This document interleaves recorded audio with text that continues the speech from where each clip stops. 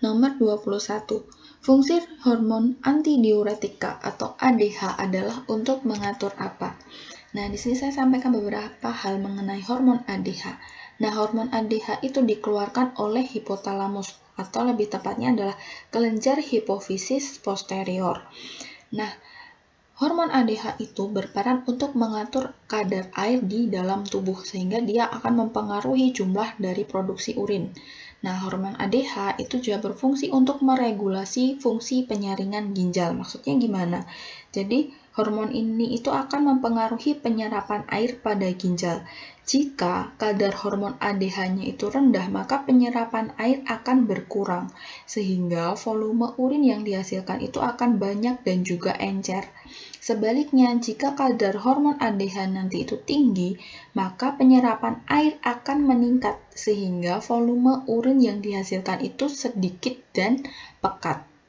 Nah, kalau misalnya nanti itu kita kekurangan hormon ADH, maka itu akan menyebabkan ginjal itu tidak mampu menjaga air yang disaring untuk tidak keluar.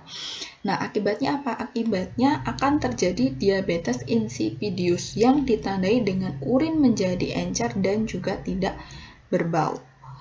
Nah, di sini sehingga option yang tepat dari fungsi hormon antidiuretika adalah untuk mengatur adanya jumlah urin yang banyak dan sedikit. Nomor 22, perhatikan gambar berikut ini. Nah, cara perkembangbiakan tumbuhan pada gambar 1, 2, dan juga 3 secara berturut-turut adalah, nah nomor 1 ini adalah kentang. Nah, kentang itu dia berkembang biak dengan umbi batang. Nah, di sini tuh kan kita tahu bahwa kentang itu dia juga dapat menyimpan cadangan makanannya. Nah, di sini kalau misalnya kita cermati, ada kayak garis-garis titik-titik ini. Nah, ini itu adalah mata tunasnya, di mana di mata tunas ini nanti dia bisa tumbuh calon individu baru. Kemudian nomor 2 itu adalah stroberi.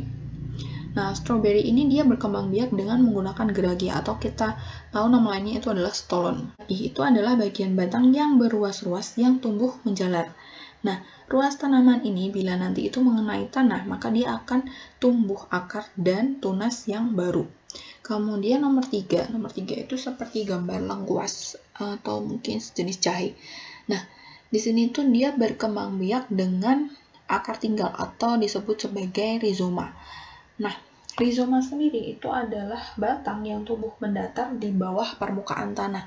Ciri khasnya yang lain apa? Di sini kalau misalnya kita lihat bahwa di sini tuh bentuknya kayak akar, tapi dia itu berbuku-buku seperti batang. Nah, pada setiap buku ini nanti akan terdapat daunnya yang berubah jadi sisik. Di setiap ketiak sisik nanti itu akan terdapat mata tunasnya.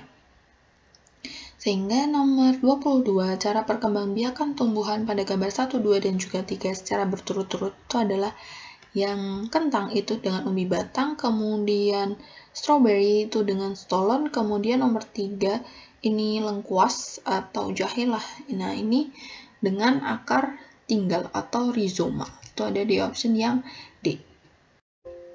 Nah, selanjutnya saya akan menjelaskan beberapa hal mengenai perkembangbiakan vegetatif alami. Nah, di sini ada 7. Yang pertama spora. Nah, spora itu dilakukan oleh tumbuhan paku, lumut, dan juga jamur. Kemudian ada umbi batang, di mana batang yang berada di dalam tanah yang berfungsi sebagai tempat menyimpan cadangan makanan, misalnya kentang, umbi dahlia, terus gadung.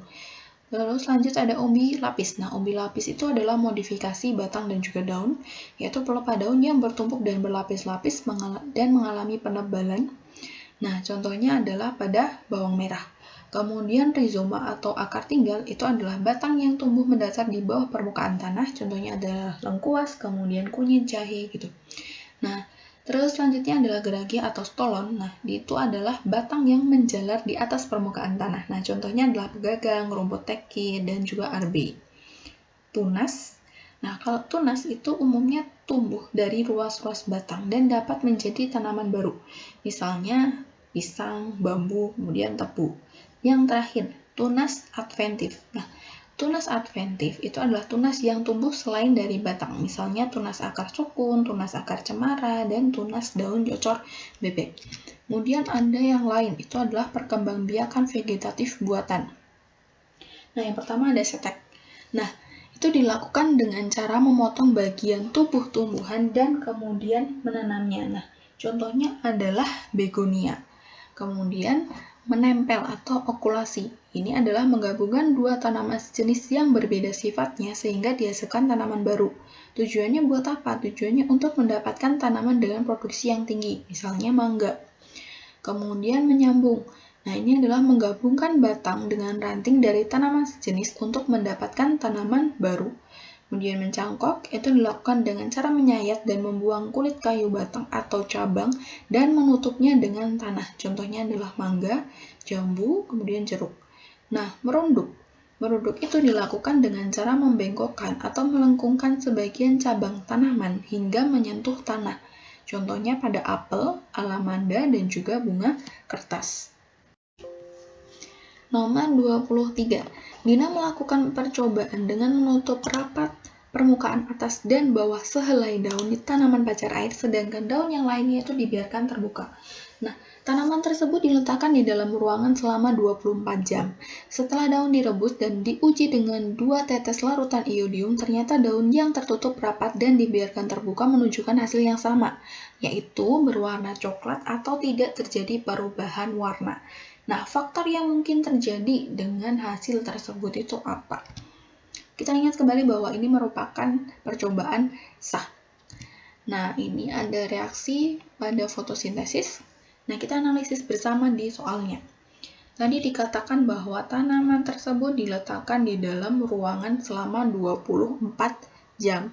Padahal cahaya matahari itu merupakan faktor dari terjadinya fotosintesis. Kalau misalnya diletakkan di dalam ruangan bagaimana? Ya, nanti dia tidak akan terjadi proses fotosintesis.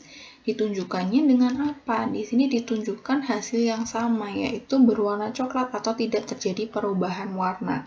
Nah, kalau misalnya kita melakukan percobaan uji sah, maka kalau misalnya bagian daunnya itu tidak berwarna, atau di sini dikatakan itu adalah warnanya coklat, maka di situ dapat diidentifikasi bahwa tidak ada amilum atau di situ tidak terjadi proses fotosintesis. Nah, sehingga di sini kita bisa menentukan bahwa faktor yang mungkin itu adalah cahaya di ruang yang digunakan itu kurang terang. Karena tadi dikatakan bahwa di sini itu diletakkan di dalam ruangan selama 24 jam. Gitu. Nomor 24. Dusun Kalongan, Depok, Sleman dikenal sebagai sentra buah pisang di Sleman yang dikelola oleh kelompok tani wanita. Nah, berbagai jenis tanaman pisang unggulan seperti pisang kepok dan juga Cavendish dikembangkan dan rata-rata sudah panen dalam 1 tahun. Nah, kelompok tersebut telah menerima bantuan ribuan pohon pisang berbagai jenis. Upaya pembibitan pohon pisang yang tepat untuk memenuhi kebutuhan bibit tersebut melalui apa? Nah, kita cek dari yang pertama adalah kultur jaringan. Nah, kultur jaringan sendiri itu berfungsi untuk menghasilkan bibit tumbuhan dalam jumlah yang besar. Nah, ini mungkin banget bisa dilakukan. Kemudian yang kedua, mencangkok. Mencangkok itu dilakukan dengan cara menyayat dan membuang kulit kayu batang atau cabang dan menutupnya dengan tanah. Nah, ini kalau misalnya di pisang kayaknya memang tidak mungkin dapat dilakukan. Terus, hidroponik. Nah, hidroponik itu adalah metode bercocok tanam tanpa tanah. Jadi medianya diganti dengan kerikil, pasir, sabut kelapa, ataupun potongan kayu. Nah, keuntungannya apa? Nanti keuntungannya adalah hasil tanamannya itu akan berkualitas tinggi, kemudian lebih bebas hama penyakit, penanamannya tidak harus mengikuti musim tanam, dan juga tidak memerlukan lahan yang luas. Nah, di sini juga kurang tepat kalau misalnya kita harus menggunakan hidroponik. Kemudian yang selanjutnya adalah vertikultur. Nah, vertikultur sendiri itu adalah teknik budidaya tanaman dengan cara membuat instalasi secara bertingkat atau vertikal dengan tujuan untuk meningkatkan jumlah tanaman. Nah, untuk vertikultur juga ini kurang tepat. Nah, yang kemungkinan bisa dilakukan itu adalah yang kultur jaringan. Nah, kita perdalam lagi tentang kultur jaringan. Nah, kultur jaringan sendiri itu adalah membudidayakan suatu jaringan tanaman menjadi tanaman yang mempunyai sifat sama seperti induknya. Untungnya apa sih kalau misalnya kita pakai kultur jaringan? Yang pertama, itu bisa menghasilkan tanaman baru dengan jumlah banyak dalam waktu yang singkat. Kedua, itu menghasilkan keturunan yang sama persis dengan induknya. Kemudian ketiga, itu dapat menghasilkan keturunan yang bebas virus. Keempat, itu lebih hemat waktu, ruang, dan juga tenaga. Jadi, kalau misalnya kita menggunakan kultur jaringan, ini malah bisa mungkin digunakan oleh si kelompok tani wanita ini. Nomor 25. Beberapa orang dapat bekerja dengan nyaman setelah minum kopi. Akan tetapi kebiasaan tersebut dapat menyebabkan kecanduan karena kopi tergolong ke dalam bahan yang apa? Nah, kita cek di yang pertama, ada halusinogen. Nah, halusinogen itu merupakan golongan obat yang menyebabkan halusinasi atau khayalan, misalnya LSD, yang dapat membangkitkan kecenderungan untuk bunuh diri. Menyeramkan. Kemudian narkotika. Itu berasal dari bahasa Yunani, yaitu narkose, artinya beku atau lumpuh. Jadi narkotika itu dapat menyebabkan kelumpuhan total, kerusakan otak, dan juga kematian. Contohnya apa? Contohnya adalah opium, ganja, dan kokain. Kemudian depresan. Nah, depresan itu digunakan untuk menekan sistem saraf pusat dan dapat menyebabkan seseorang merasakan tenang, tertidur, bahkan tidak sadarkan diri. Contohnya adalah opioida dan berbagai turunannya, seperti morfin, putau, barbiturate, kemudian benzodiazepin metaqualon, kemudian heroin. Yang terakhir adalah stimultan. Nah, stimultan sendiri itu artinya adalah jenis zat yang dapat merangsang atau membangkitkan fungsi tubuh dan meningkatkan semangat serta kesadaran sehingga mampu beraktivitas selama beberapa jam.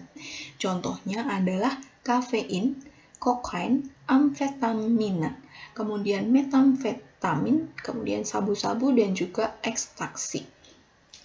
Nah, di soal tadi itu disebutkan adanya minum kopi. Nah, kita tahu kalau misalnya kopi itu ada kandungan kafeinnya, di mana kafein itu dia bersifat adiktif, sehingga seseorang itu akan memiliki kecenderungan untuk harus selalu minum gitu. Jadi di sini option yang tepat adalah yang D, yaitu stimultan.